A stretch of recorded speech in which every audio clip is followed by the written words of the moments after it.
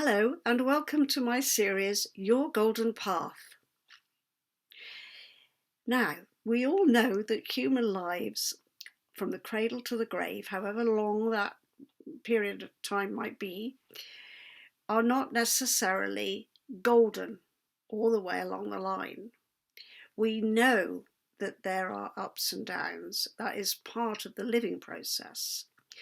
Some of those downs will be more extreme than others. Some of those ups will be more glamorous and exciting than others. So why might I call this your golden path? Well, because I've had certain experiences and because I'm widely read through philosophy and metaphysics and esotericism over the years, I've come to the conclusion that there is a golden path. It's rather like a thread, a gold thread that can take you through the labyrinth, and like getting to the center of the maze in those old Greek stories. If you hold on to this thread, then your path will be golden, even though there may be shadowy sections to it, if you like. And it's having that notion of the path and also a notion of the mission or purpose that you're engaged with that will carry you through even when the downers become very challenging. So I've had many of those for myself, and when I refer back to, okay, why am I here? What am I doing? What does my heart or soul's desire for this lifetime?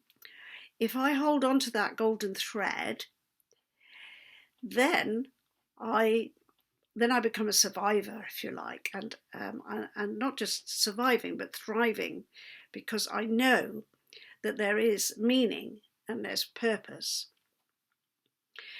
There's a very famous book called Man's Search for Meaning by a psychologist called Viktor Frankl.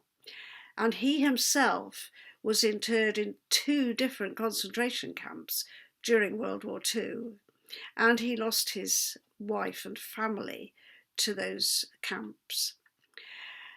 But one of the things he came out of those experiences with was the understanding that people under really dire circumstances will look forward with hope when they have a sense of meaning. They understand my life has meaning, and whatever's going on now, I must hold on to that golden gem of meaning. And if I hold on to it, it becomes more than a gem, it becomes a string of gems, it becomes a path. And Frankl himself had written a book about meaning. He had a manuscript that he was carrying with him into the camp. And he actually asked, can I hold on to my manuscript? You take all my clothes, but can I have my manuscript?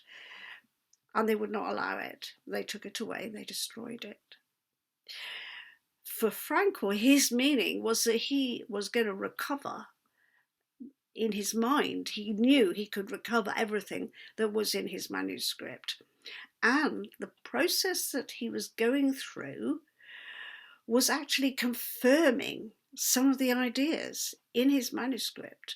The idea that people, man he called people, as was the habit in those days, that people have a sense of meaning, then they not only survive, but they can thrive.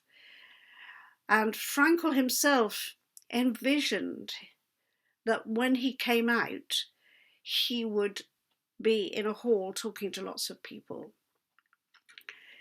So he had that picture ahead of him. This is what it's about, and this is what is going to happen. This is what I'm going to say.